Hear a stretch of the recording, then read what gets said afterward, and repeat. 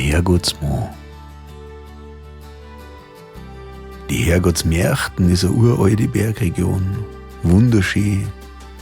Und um diese zu schützen, sagen wir mal, irgendwo auf dieser Welt.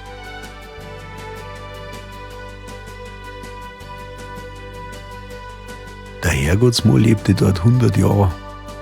Sein Großvater erzählt ihm eine Geschichte von einem Tor zum Himmel, das sich nur alle 100 Jahre öffnet. Zum Zeitpunkt der letzten Öffnung war gerade er geboren und an diesem denkwürdigen Tag sein Großvater für immer von ihr gegangen. Als der Herrgottsmann älter wurde, wuchs in ihm das Gefühl, etwas aus der Welt weit draußen seiner Heimat zu erfahren. Also macht er sich auf, um seinem Leben jegliche Erfahrung reicher zu machen.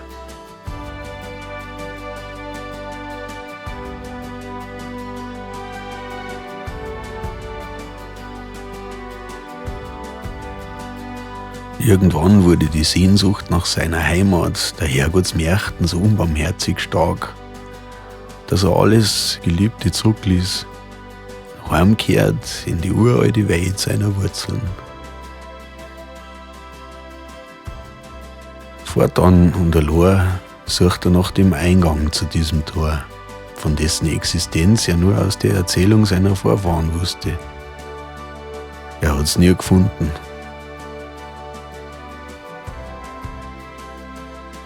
Dennoch verspürt er immer, wenn er die Herrgottsmärchten bestieg, ein Gefühl, als erwache seine ganze Sinneswelt.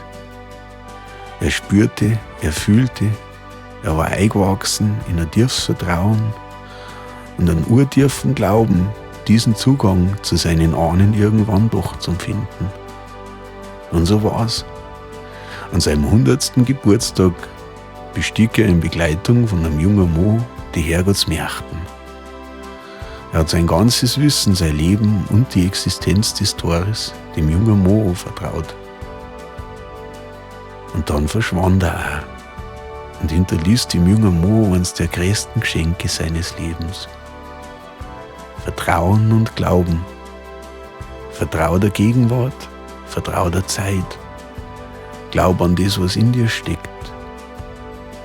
Glaube das Unmögliche und es wird geschehen.